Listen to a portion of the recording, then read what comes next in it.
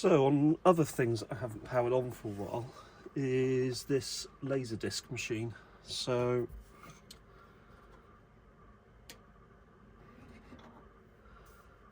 it has at the moment no front display, so that's something I need to troubleshoot at some point, but I think for the main part I want to see if it still works. So that's a good sign. And let's see what we have. We can test it with.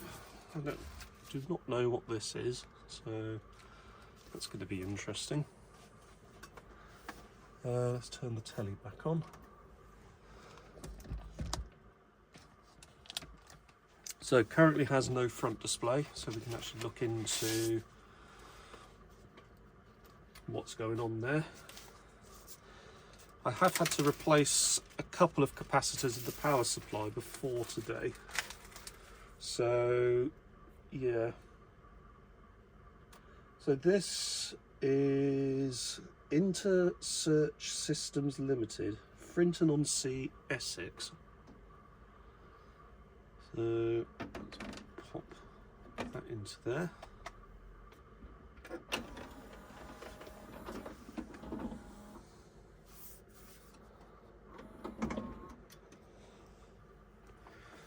Right, set is powered on.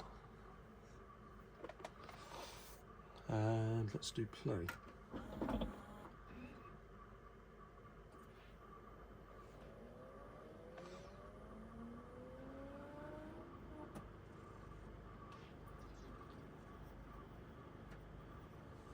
Well, it works, that's something. No sound apparently.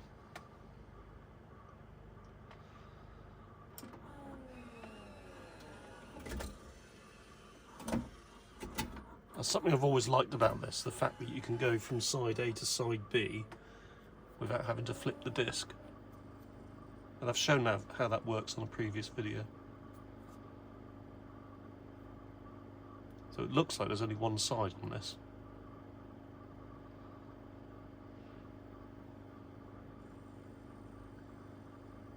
That looks like some kind of gardening DVD, sorry, Laserdisc. But you can see the sort of quality you were getting out of it. It's not bad.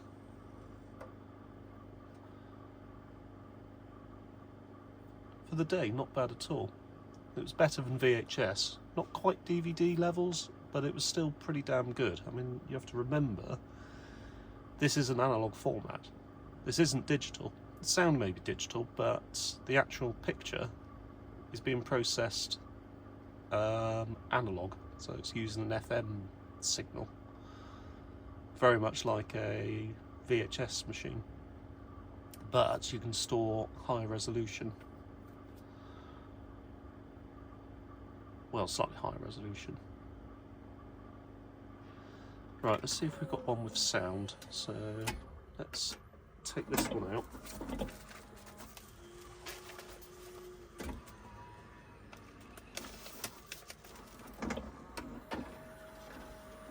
There we go.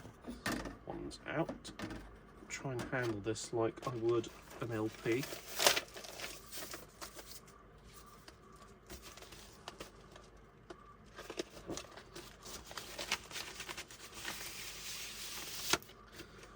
And let's find, this one's a random one, this one's branded Philips.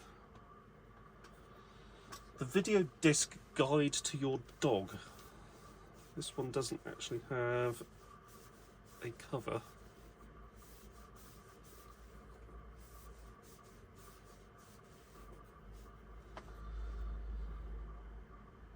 That's the side that has the data. So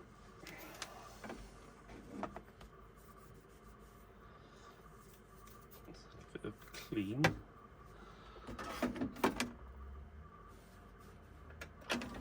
Let's see what that one has to yield.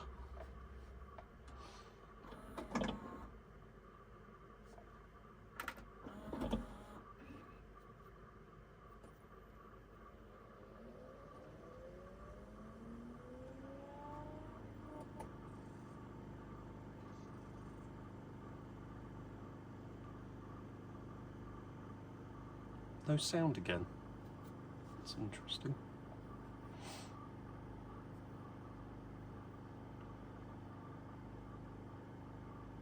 Guide to your dog.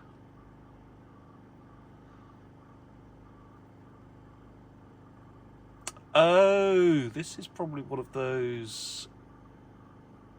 Yeah, this is one of those laser discs that goes in conjunction with probably an external audio source, and you can see those things slipping through there. If I were to, oh yeah, on this one it doesn't do pause with image. It depends on the format of the disc if it gives you image pause or not. But this would be for a different player that would read, I think there are probably certain cue signals on the disc which will stop it at those things and advance through them like a PowerPoint slide deck.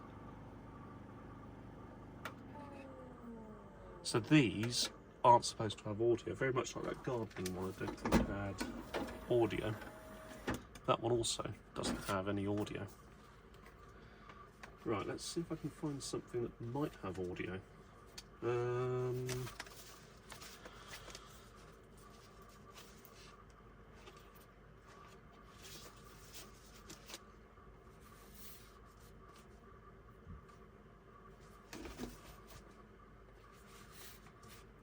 do have quite a few here.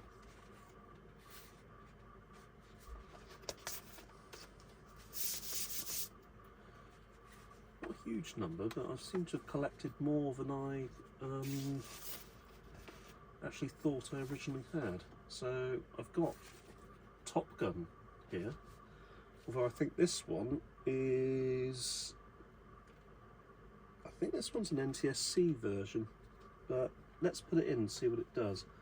So NTSC will play monochrome on certain decks and certain TVs.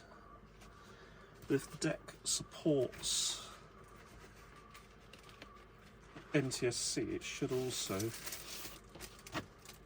play in colour, but the TV also needs to support NTSC as well. So let's do, I think it's face down is side A.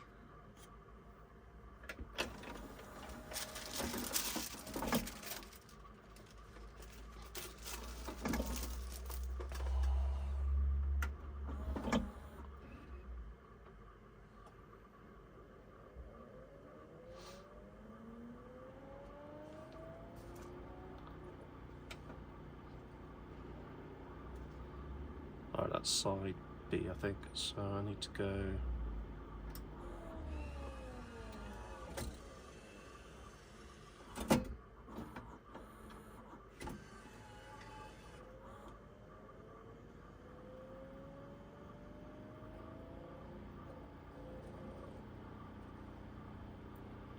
Yeah, here we are. So this is side A. We do have sound.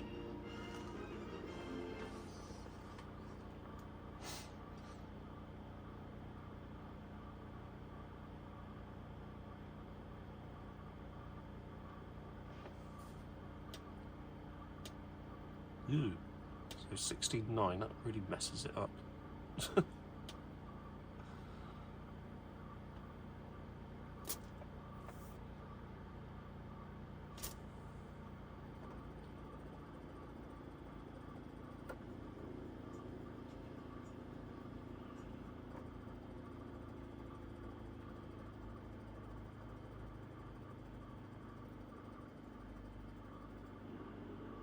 Well, it's working.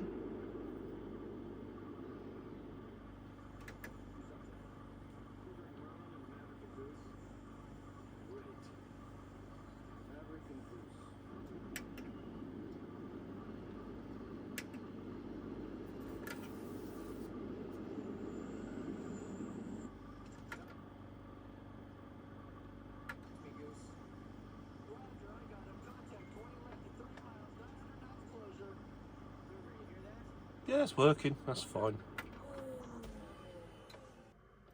So this is the power supply board and the spindle motor drive board. So we have mains coming in here, goes via that bridge rectifier, then we go into this stage, then we go down here. If I go across there, FLKY assembly, so that's the front panel. So there should be plus 5 volts,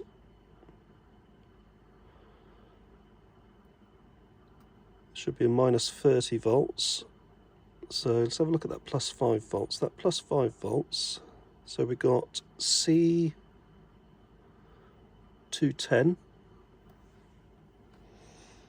which I think ties in with it.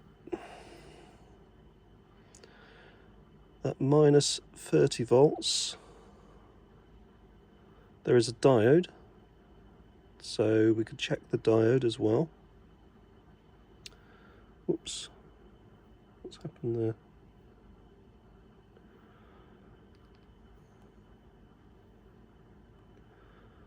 I want to go back to my thing. What tab was I in just now?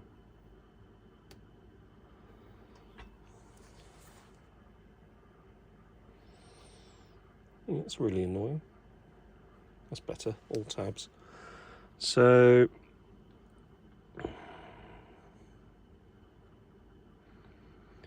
H out, goes, so C217, C218. So if we look at the power supply schematic here, that's the output to the FLKY assembly. So we've got C218 there, but I'm not sure if it's an electrolytic. It doesn't look like an electrolytic. We've got C210, which is close to that connector.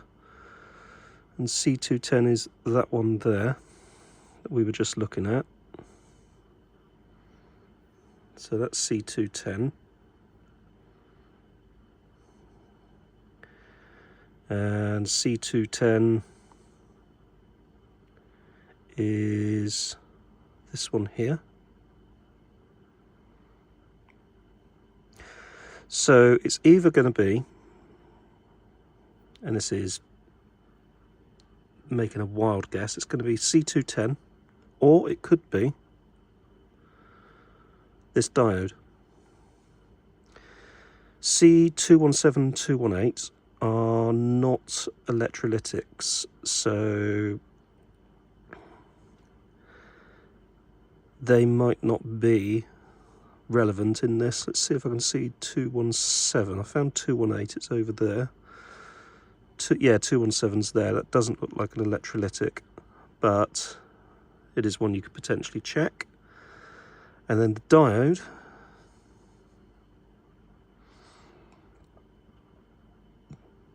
D207, D207,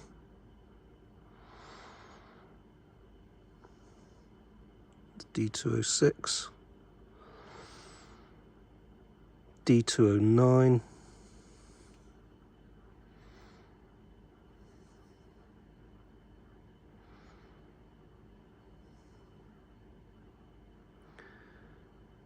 D207,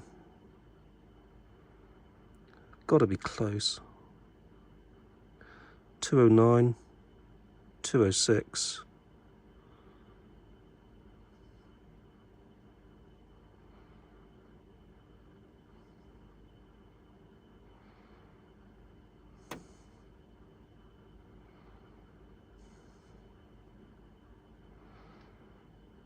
so 209, 210. I'm finding everything apart from 207.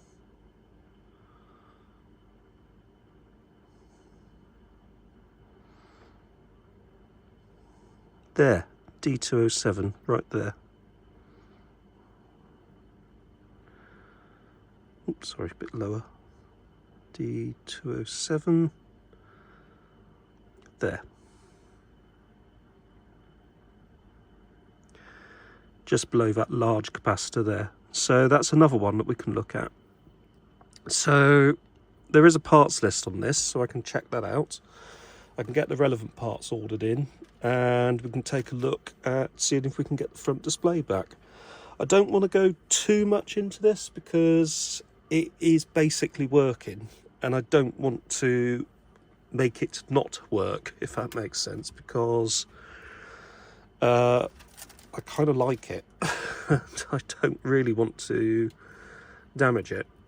So the other option is try and find a rebuilt power supply that you can just drop straight in, and then take your old power supply and rebuild it at your leisure so that you have a spare, or you can put it back in again and then you've got your brand new one as a spare. So that's good, that's working. We might have worked out why the front display isn't working as well by looking at the circuit diagram. And I think that's it for today with this one. Thanks for watching.